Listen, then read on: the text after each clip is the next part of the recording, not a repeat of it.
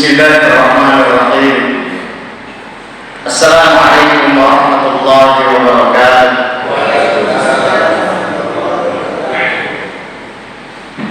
Alhamdulillahilladzi arsala rasulahu bil huda wa dinil haqq liyudhhirahu 'ala ad-din kullihi wa karihal musyrikun. Asyhadu an la ilaha illallah wahdahu la syarika lah wa asyhadu anna Muhammadan 'abduhu wa rasuluh. Ya ayyuhalladzina amanu taqullaha haqqa tuqatih wa la tamutunna illa wa antum muslimun. Wa qala ta'ala ya ayyuhalladzina amanu atii'u Allah wa atii'ur rasul wa ulil amri minkum. Allahumma shalli wa sallim wa barik ala Muhammad wa ala alihi wa ashabihi wa man tabi'ahum bi ihsanin ila yaumiddin. Masyaallah muslimin, bapak-bapak, ibu-ibu, jamaah salat maghrib dan jamaah salat isya insyaallah. Ya, semoga kita semua senantiasa dirahmati, dicintai, dikasihi dan diridhoi oleh Allah Subhanahu wa taala.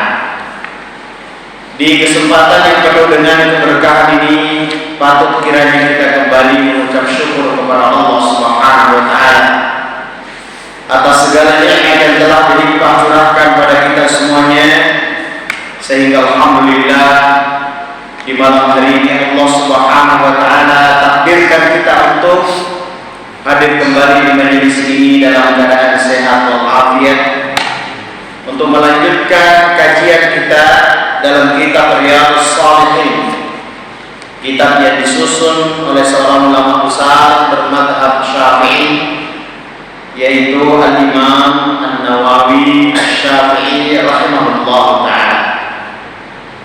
Kita berusaha untuk mengambil faedah dari kitab ini dengan membahas berbagai macam perkara yang telah menjadi bagian dari syariat Allah Subhanahu wa taala yang bersumber dari Al-Qur'an, hadits-hadits Rasulullah sallallahu alaihi wasallam dan pernyataan atau perkataan para sahabat radhiyallahu taala anhum.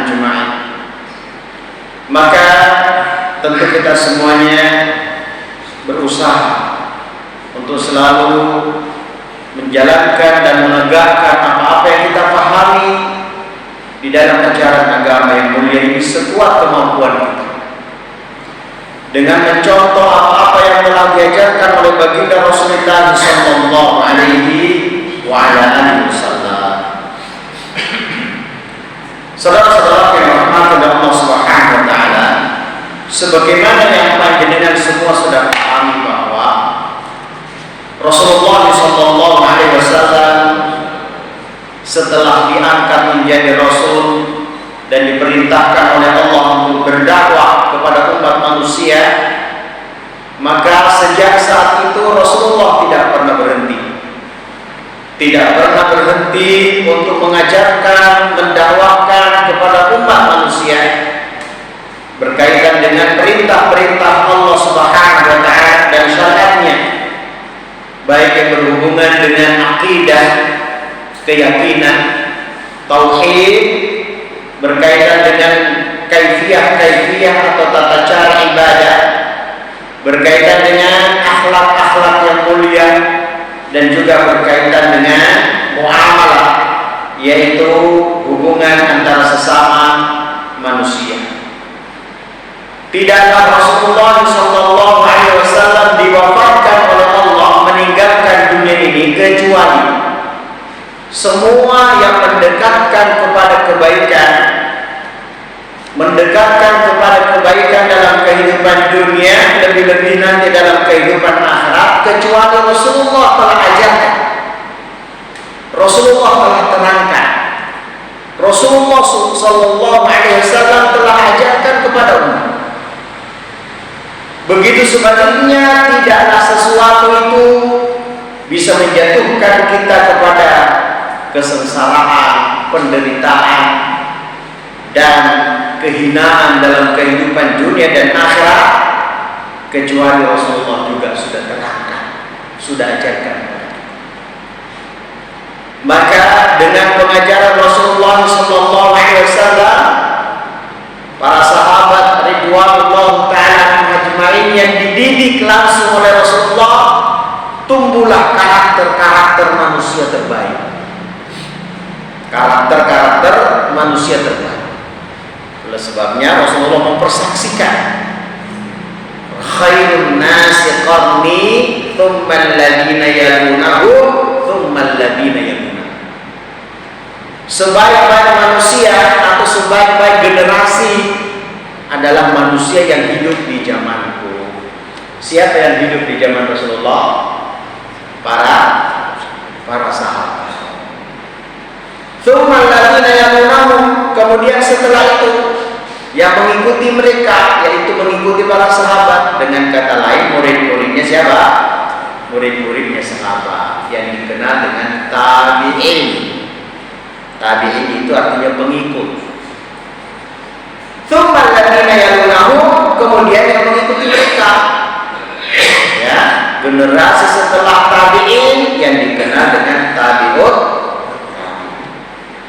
Inilah yang dipersaksikan oleh Rasulullah, generasi manusia terbaik.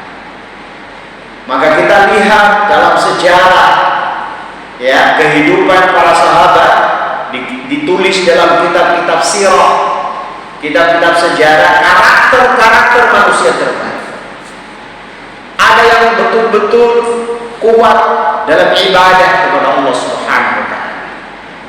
Ya, kuat ibadahnya, salatnya, zikirnya. Ada yang karakternya menonjol dari sisi kedermawanannya.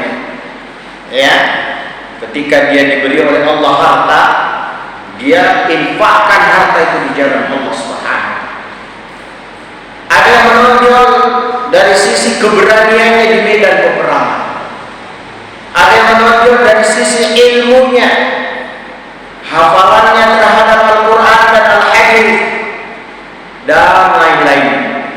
Maka para sahabat ridwanullah ta'ala ajmain menjadi manusia-manusia terbaik. Ya, oleh karena itulah kita semua harus meyakini bahwa syariat yang Allah turunkan, diajarkan kepada baginda Rasulullah dan diterapkan, diamalkan, ditegakkan oleh kaum muslimin, yakni para sahabat, tabi'in, tabi'ut tabi'in, kemudian dilanjutkan, diwarisi oleh para ulama. Diwarisi oleh para ulama. Ya, dan para pemimpin-pemimpin kaum muslimin dari generasi ke generasi ke generasi sampai hari ini pada kita. Maka tentu sekali lagi kita harus mensyukuri nikmat Allah ketika Allah takdirkan kita menjadi seorang muslim.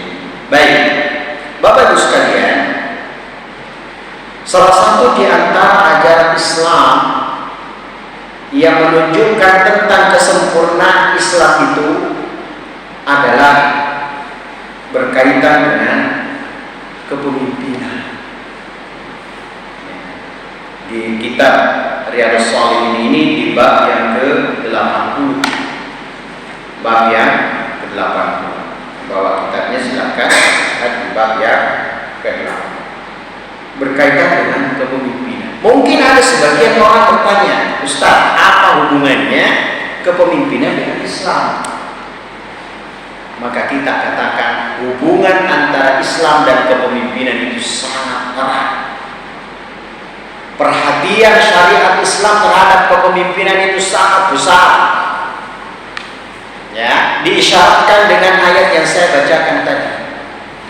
Ya ayyuhalladzina amanu athi'ullaha wa athi'ur rasul wa ulil amri minkum.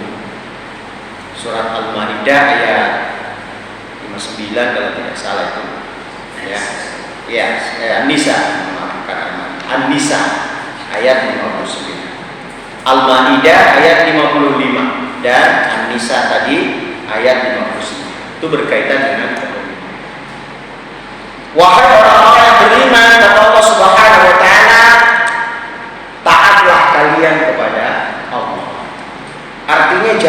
perintah-perintah Allah.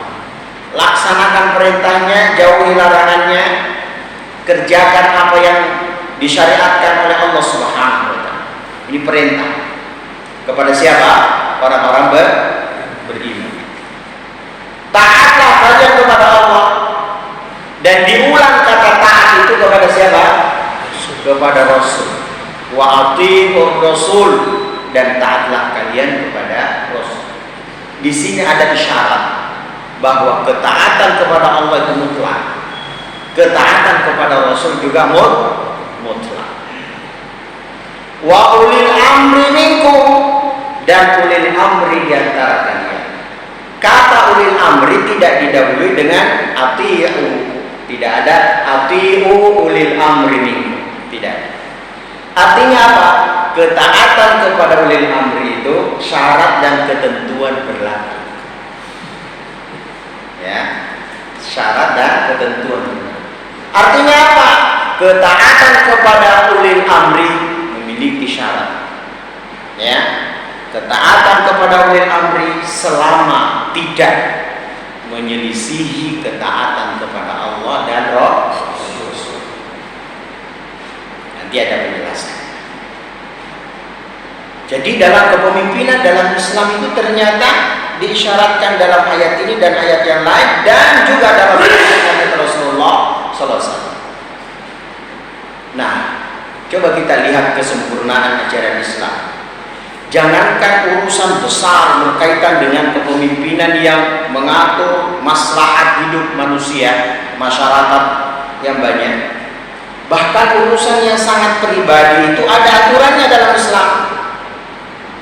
Ya, yang sangat pribadi. Tentang kehidupan kita sendiri secara pribadi itu ada aturannya dalam Islam. Bagaimana kita masuk kamar mandi? Ada aturannya apa tidak? Ada. Masuk dengan kaki kanan apa kaki kiri duluan? Kaki kiri. Kemudian baca doa. Kemudian aturan yang lain tidak boleh menghadap kiblat ketika buang air besar ataupun buang air kecil. Tidak boleh berbicara dan seterusnya, aturan-aturan sesuai dengan kaidah-kaidah syar'i yang diatur dalam sunnah-sunnah Rasulullah SAW. Bangun tidur atau mau tidur ada aturannya. Sedang tidur ada aturannya. Makan, minum dan seterusnya ada aturannya. Tidak boleh makan minum dengan tangan kiri, tapi harus makan minum dengan tangan kanan.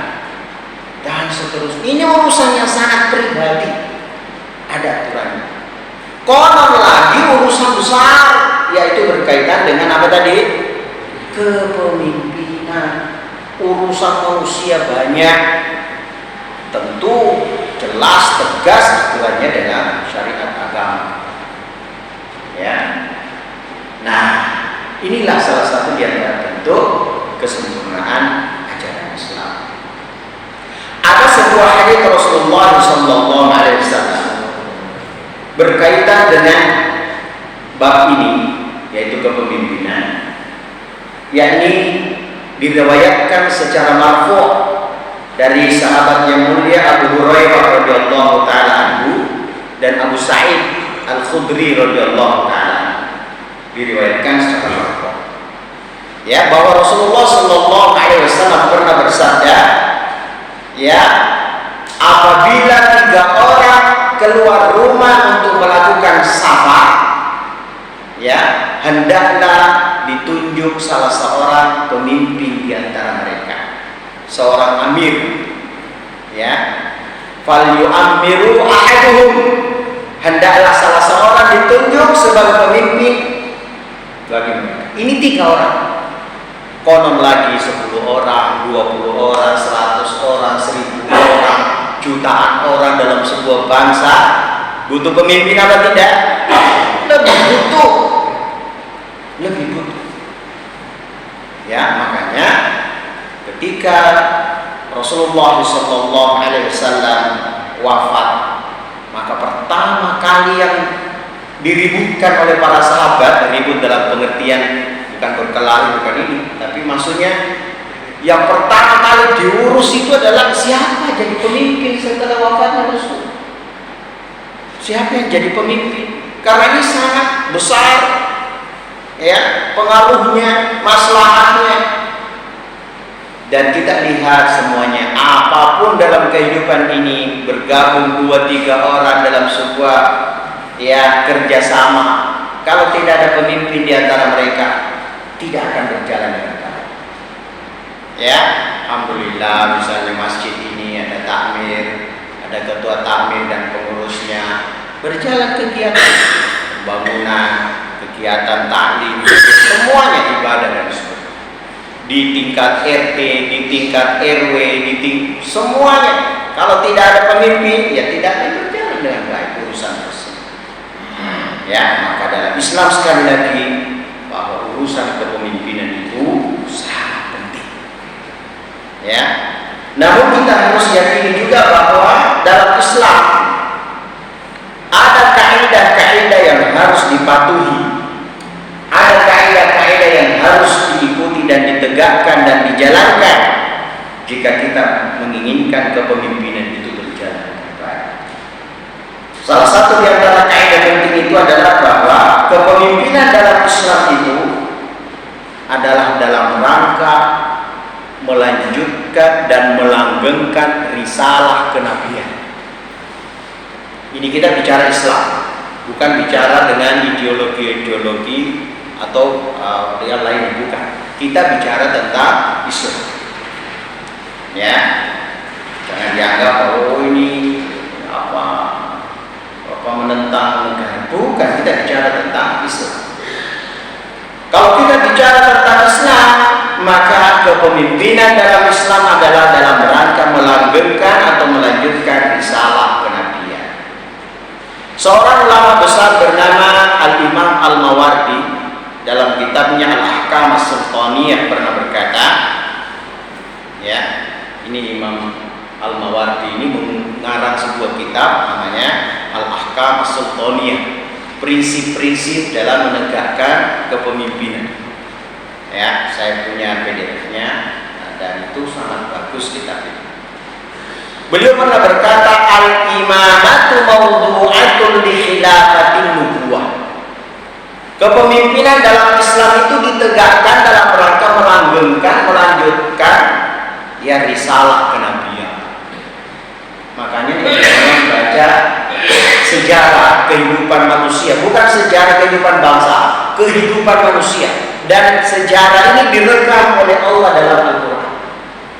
Ketika Nabi Adam diturunkan ke bumi, dia beranak pinak, ya, berkembang biak. Dia diatur dengan aturan syariat yang Allah turunkan kepada Nabi Adam. Jadi kehidupan anak keturunan Adam itu diatur berdasarkan syariat Allah yang diturunkan oleh Allah kepada Nabi Adam. Ya, sampai kemudian Nabi Adam wafat, anak-anaknya ini masih menjalankan aturan-aturan syariat yang diturunkan oleh Allah. Berganti generasi ke generasi. Karena jauhnya mereka dari petunjuk yang dibawa Nabi Adam, tiba suatu masa manusia mulai menyimpang.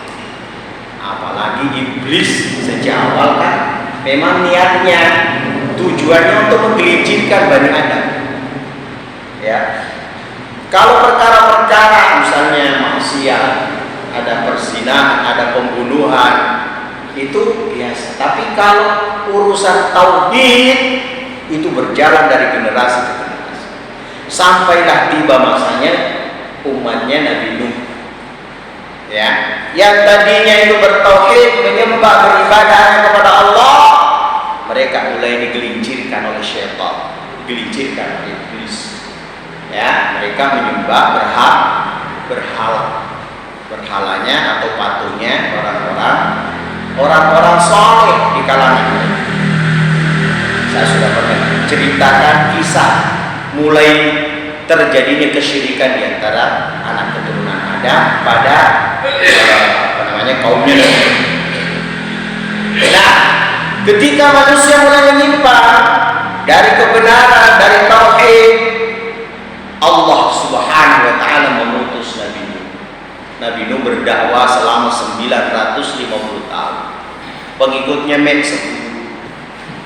Berapa? 10 ton.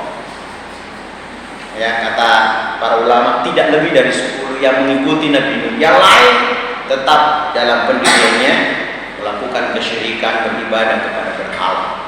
Yang 10 ini diselamatkan oleh Allah bersama Nabi Nuh, dan yang lainnya menyesatkan. Ya, makanya para ulama mengatakan Nabi Nuh itu bapak manusia yang kedua setelah Nabi Adam. Ya. Kemudian orang-orang yang diselamatkan oleh Allah dari kaumnya Nabi Nuh karena beriman, dia berkembang, dia beranak pinak dari generasi ke generasi. Mereka mengikuti aturannya Nabi Nuh yang diturunkan oleh Allah kepada Nabi. Tibalah suatu masa karena jauhnya mereka dari petunjuk, mereka mulai menyimpang. Mereka mulai menyimpang, yaitu kaumnya Nabi Hud yang dikenal dengan kaum Ad. Kaumnya Nabi Hud itu namanya kaum Ad. Padahal bau besar-besar. Ya. Kata sebagian di antara para ulama itu 60 hasta, 60 siku. 61 siku ini setengah meter. Arti ke 60 siku berarti berapa? 30 meter. Kalau mau hancurkan sebuah daerah, cuma satu orang tok yang ke sana, lempar batu udah habis. Ya. Nah, karena kelebihan-kelebihan yang diberikan Allah kepadanya, dia mulai ingkar, sombong dan sebagainya, dan mereka mulai menyimpang dari jalan tauhid. Maka diutuslah Nabi siapa tadi? Nabi Hud kepada mereka. Untuk apa? Untuk mengembalikan mereka kepada jalan kebenaran. Ya, mengembalikan mereka kepada jalan kebenaran. Nah, ternyata yang mengikuti Nabi Hud itu sedikit, lebih banyak yang jadi ingkar kepada Nabi Hud. Akhirnya Allah binasakan. Yang diselamatkan oleh Allah adalah Nabi Hud beserta orang-orang yang beriman kepada-Nya. Begitu umat Nabi Hud hidup dari generasi ke generasi dengan petunjuk yang Allah turunkan, ya, dengan tauhid, dengan ibadah yang Allah turunkan, tibalah kemudian mereka mulai menyimpang. Di masa Nabi Salih yang kaumnya dikenal dengan kaum apa? Kaumnya Nabi Salih, kaum Tsamud. Ya, kaum Tsamud. Mereka juga begitu. Mereka ingkar kepada Allah, tidak mau beribadah kepada Allah, maka diutuslah Nabi Salih untuk mengembalikan mereka kepada jalan. Begitu seterusnya. Dari generasi ke generasi, setiap terjadi penyimpangan, Allah utus seorang nabi, seorang rasul. Walaqad ba'atsna fi kulli ummatin rasula an i'budullaha wajtanibut taghut, kata Allah. Sungguh kata Allah, kami telah mengutus kepada setiap kaum seorang nabi, seorang rasul, ya, untuk mengajak, menyeru, mendakwahkan dan mengajarkan kepada mereka sembahlah Allah saja dan jauhilah taghut, tinggalkanlah taghut. Apa taghut itu? Semua yang disembah selain Allah, ya berhala, ya pohon-pohon, ya gunung, ya apa yang disembah selain Allah, itu namanya taghut. Nah, kemudian Allah utus Nabi Ibrahim kepada kaumnya di Babilonia, di Irak. Ya, Allah utus Nabi Musa kepada Bani Israel, sehingga Bani Israel itu banyak nabi dan rasul dari kalangan Bani Israel, yang kemudian pada akhirnya Allah utus Nabi kita Muhammad sallallahu alaihi wasallam sebagai khatamul anbiya wal mursalin, penutup para nabi dan rasul. Setelah Rasulullah sudah tidak ada lagi nabi dan rasul. Terus bagaimana tadi menjaga risalah kenabian? Maka risalah kenabian yang dibawa oleh Rasulullah SAW ditegakkan oleh ulil amri. Ulil amri itu ada 4. Maksudnya 4 penafsiran di kalangan para ulama berkaitan dengan ulil amri. Sebagaimana disebutkan oleh Al-Imam At-Tabari dalam kitabnya, Tafsir At-Tabari. Yang pertama yang dikenal, yang dimaksud ulil amri di sini adalah umara, ya, umara yaitu para penguasa, para pemimpin kaum muslimin. Yang kedua ulama, ya, para ulama. Itu ulil amri. Setelah sepeninggal Rasulullah, ya, karena zaman Rasulullah ketika beliau hidup, ya beliaulah ulil amri. Setelah itu para sahabat adalah ulil amri. Ketiga, ya berarti sahabat adalah ulil amri yang menjadi khalifah setelah Rasulullah SAW. Dan yang keempat dikatakan oleh dalam kitab Al-Imam At-Tabari tadi adalah Abu Bakar dan Umar. Yang ulil amri yang dimaksud situ secara khusus ya Abu Bakar dan Umar. Semua penafsiran ini benar. Ya, semua penafsiran ini benar. Bapak Ibu sekalian, berkaitan dengan apa yang kita bahas pada saat ini, yaitu tentang kepemimpinan, ini sangat penting dipahami oleh kita semua kaum muslimin, karena ada kaidah-kaidah yang harus dipastikan bahwa kita memahaminya dengan baik ketika berbicara tentang kepemimpinan dalam ajaran Islam. Mari kita lihat apa sih makna ulil amri itu. Secara bahasa, uli adalah bentuk jamak dari wali. Uli itu bentuk jamak dari wali. Wali itu secara bahasa artinya pemilik, ya, atau pengurus, atau yang menguasai, atau ya yang memiliki. Nah, itu namanya uli secara bahasa.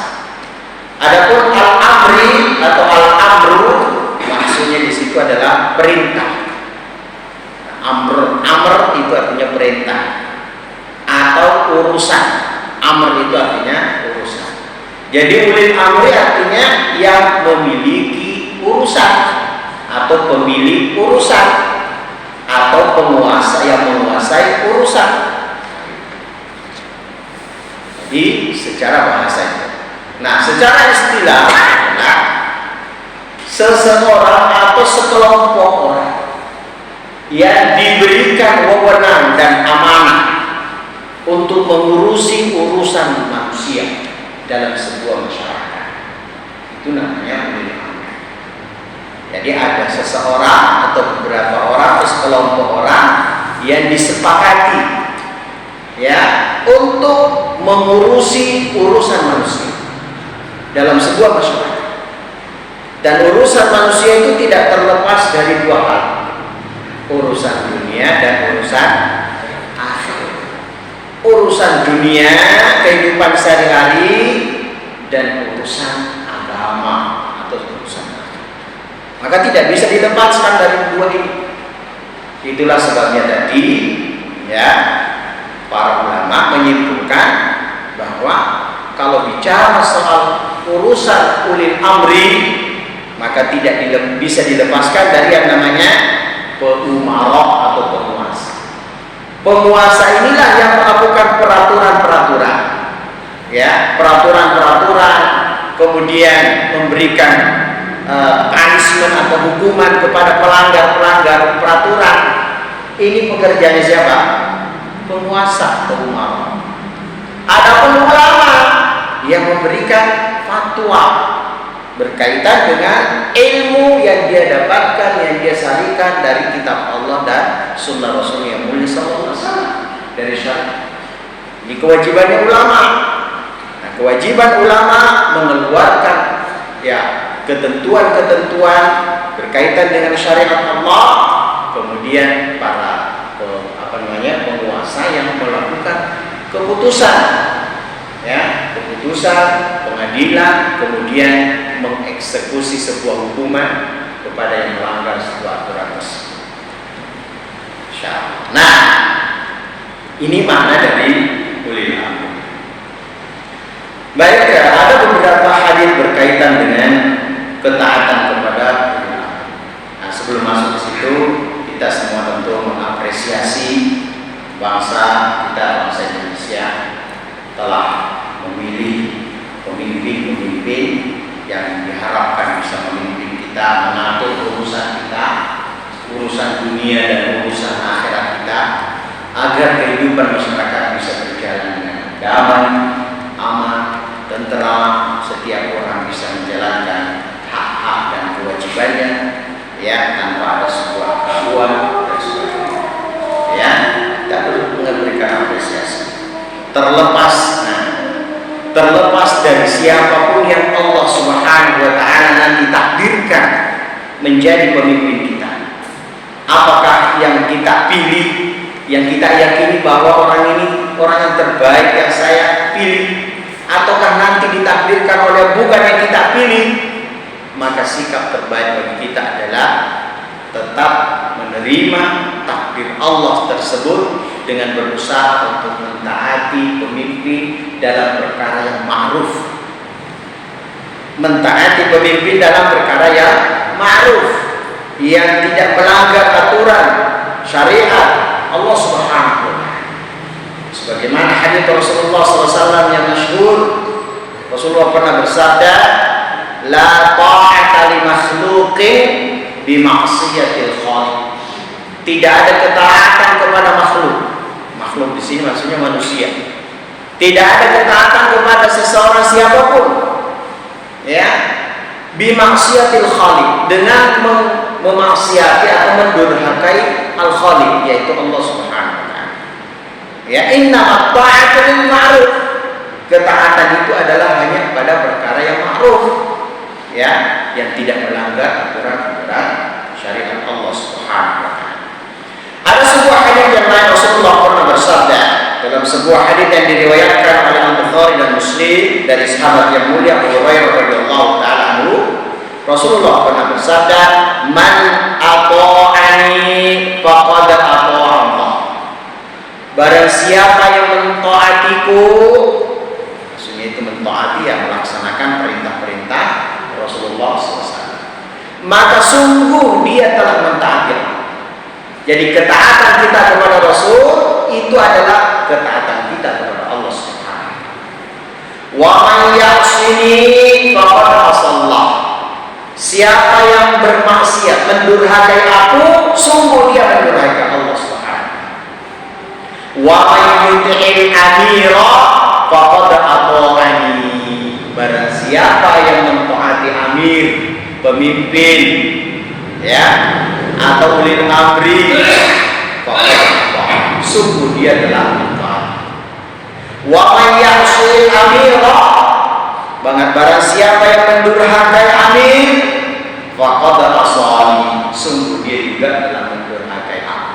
Coba lihat, insyaallah pentingnya kita sama-sama untuk menjalankan hadis ini.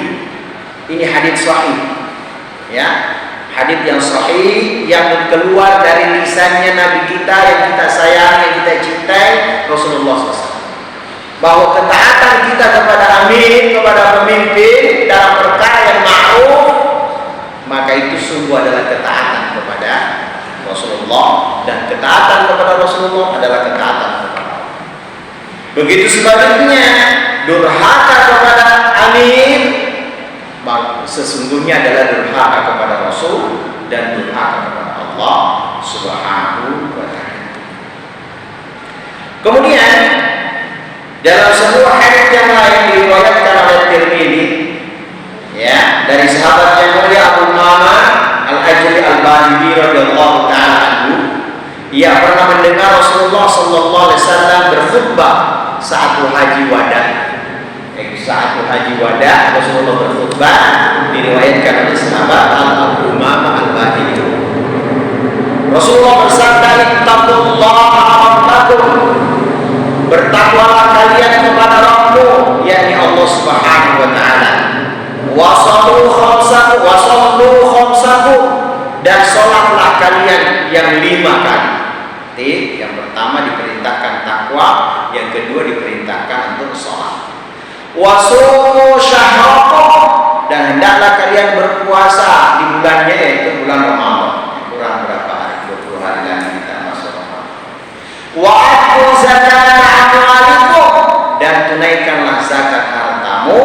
Wa ati'u da amrikum, dan taatilah para pemimpin-pemimpin kalian, tadkhulul jannata rabbikum, maka kalian akan masuk surga. Surganya Allah Subhanahu wa taala. Jaminan salat 5 waktu, mengeluarkan zakat, berpuasa di bulan Ramadan. Kemudian apa lagi tadi? Wa'tu zakat amwalikum, kemudian wasumu syahrakum, takwa, pertama yang takwa, sholat 5 waktu, keluarkan zakat, puasa di bulan Ramadan, mentaati para amir, ya, mentaati para ulil amri, tadkhulu jannata rabbakum, maka kalian akan masuk ke dalam surga Allah Subhanahu wa taala. Hadis yang lain diriwayatkan oleh Bukhari. Rasulullah sallallahu alaihi wasallam pernah bersabda, as-sam'u wa ta'atu haqqun, mendengar dan taat kepada ulil amri atau pemimpin itu adalah hak. Ma'lam yu'mar bil ma'siyah, selama tidak diperintahkan untuk berbuat maksiat, durhaka. Fa idza umira bi ma'siyatin, maka apabila diperintahkan untuk berbuat maksiat, fala sam'a wala ta'ata, tidak boleh mendengar dan tidak boleh mentaati. Insyaallah. Ini ada beberapa hadis dan sungguhnya banyak hadis yang lain, khususnya dalam kitab Riyadhus Shalihin, ini berkaitan dengan bab ini. Kurang berapa menit? 5 menit. Ya, mungkin ada yang mau didiskusikan, tanyakan, silakan. Oh ya, silakan. Sesuai yang dijelaskan Ustaz tadi bahwasanya kita diperintahkan untuk mentaati amir pemimpin. Iya. Apabila kita yakin memilih suatu pemimpin, di mana dalam proses dalam pelaksanaannya ternyata pemimpin itu berbuat curang, tentunya bertentangan dengan syariat. Betul. Padahal di dalam hadis Bukhari ada yang menyatakan bahwasanya kalau seperti ini bukan umat. Mohon penjelasannya. Iya. Baik. Pemimpin ketika dia telah memegang tampuk kepemimpinan, artinya telah berkumpul kekuasaan di tangannya, baik dengan cara yang baik maupun dengan cara yang tidak baik, maka dia tetap jadi pemimpin selama satu, dia muslim, ya, dia muslim, dia tetap melaksanakan sholat dan dia menjalankan atau mengeluarkan zakat, dan dia tidak ada tidak ada faktor yang menyebabkan dia keluar dari Islam, maka dia tetap pemimpin. Dia tetap pemimpin. Mana dalilnya? Di kitab Riyadhus Shalihin ada hadis yang ke-665 kalau di sini. Wa an Anas radhiyallahu taala, dari sahabat yang mulia Anas bin Malik radhiyallahu taala, dia berkata, qala Rasulullah sallallahu alaihi wasallam, Rasulullah sallallahu alaihi wasallam pernah bersabda, isma'u wa ati'u, hendaklah kalian tetap mendengar dan mentaati, maksudnya mendengarkan dan taat kepada ulil amri.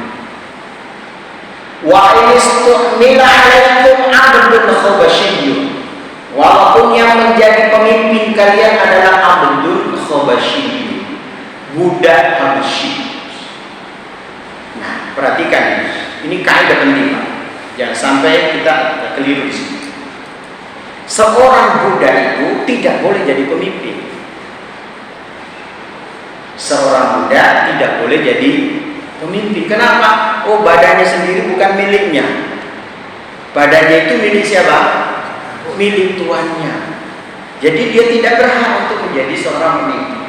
Tapi, ada tapi. Kalau satu dan lain hal budak itu sudah menjadi pemimpin, entah karena berperang, entah karena apa, sehingga dia menjadi pemimpin, maka dikatakan di sini isma'u wa ati'u. Kalian tetap harus mendengarkan Ya, ka'anna ra'sahu zabibatun.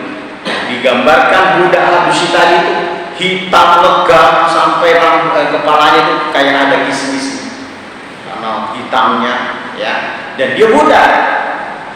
Maka dari hadits-hadits yang senada Rasulullah mengambil suatu kesimpulan bahwa kalau sudah terkumpul sebuah kepemimpinan pada seseorang, entah itu caranya tidak benar atau caranya benar, caranya diridhoi atau tidak diridhoi, tapi sudah berkumpul kekuasaan di tangannya, maka perintahnya isma'ullah. Ya, sebagaimana hadits yang lain yang diriwayatkan oleh Irbad bin Sa'diyah radhiyallahu taala anhu, Rasulullah sallallahu alaihi wasallam bersabda, ya,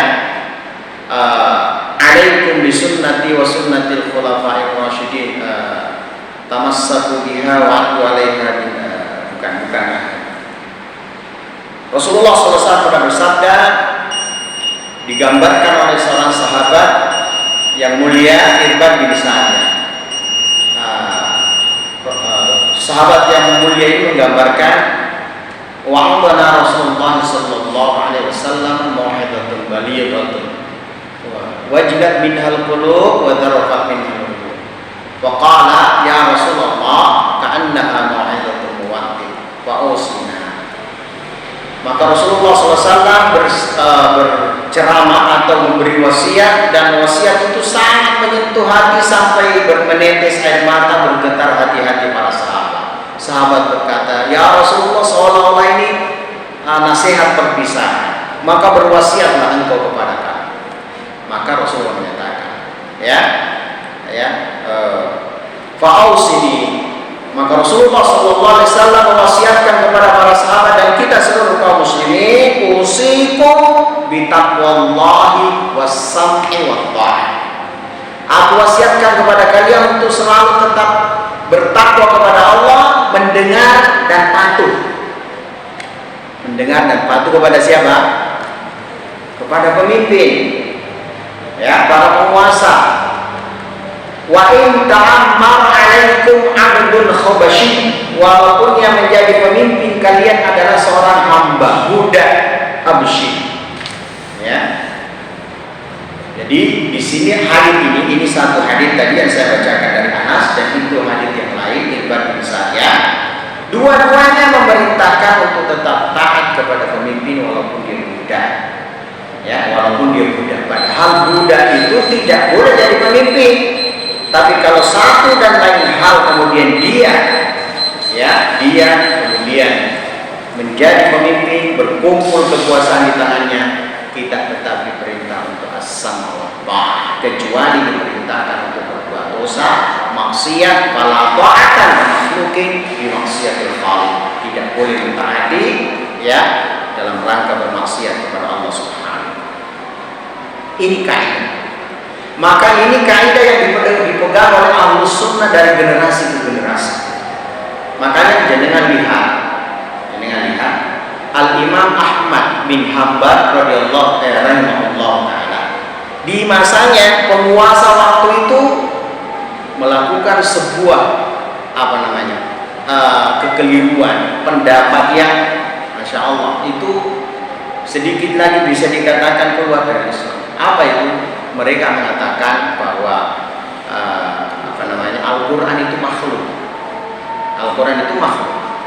Imam Ahmad menolak mentah-mentah, tidak mentaati pemimpin dalam perkara dia berkaitan dengan Al-Quran sebagai makhluk. Dia tidak taat. Imam Ahmad tetap bersikukuh dan berpegang bahwa Al-Quran adalah kalamullah. Tapi dalam perkara-perkara yang lain, Imam Ahmad tetap mentaati pemimpin tersebut. Datang orang-orang, berkumpul orang-orang. Bagaimana kalau kita berontak kepada penguasa yang mengatakan bahwa Al-Quran adalah makhluk? Maka Imam Ahmad tidak boleh. Ya, tidak. Jadi ini kaidahnya. Nah, adapun yang terjadi jika proses kayak seperti sekarang pemilu, ada yang menganggap bahwa itu kemudian terjadi kecurangan dan sebagainya.